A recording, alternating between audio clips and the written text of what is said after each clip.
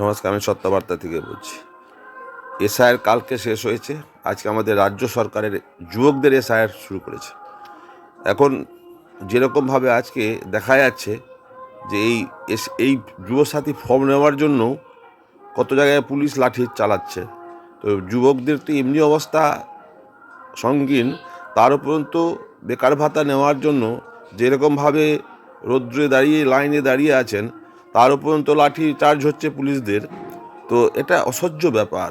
চিন্তা করুন, এর থেকে তো বোঝাই যাবে যে আমাদের রাজ্যে কতজন যুবক এখনও আছে যে এটা ফর্মটা কমপ্লিট করার পর কতজন ফিল আপ করছে, এটাও একটা দেখার লক্ষ্যর ব্যাপার আছে। আর এখানেও রাজনীতি চলছে। এখানে নেতারা ফর্ম তুলে নিচ্ছে, 10 টাকা 15 টাকা করে ফর্ম তুলছে।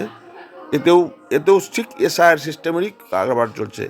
আজকে এই যে এসআইআরে যে যুবকদের যে কষ্ট হচ্ছে, এর জন্য সরকারের মায়া লাগছে না।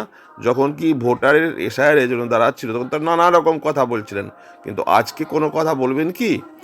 আজকে কেন এই ফর্মটা অনলাইনে করলেন না? অনলাইনে করলে কোনো বেকারের যেতে হতো না, ভিড়ে যেতে হতো না, তারা নিজে অনলাইনে বাড়ি থেকে করতে পারতেন।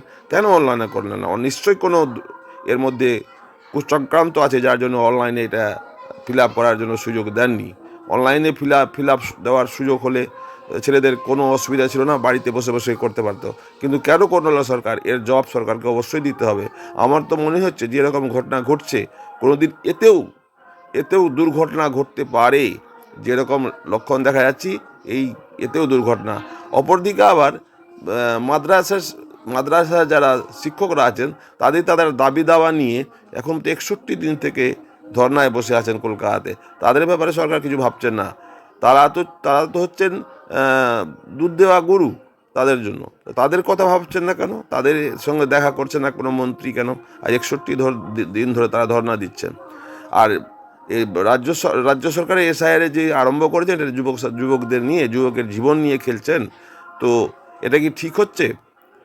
আর আপনারা কীভাবে ভাবছেন যে এই যুবকরা এই ফর্ম নিয়ে কি আপনাকে ভোট দেবে? নিশ্চিত আপনি এটা আশা করবেন না। এর 10% ভোট আপনি পাবেন না।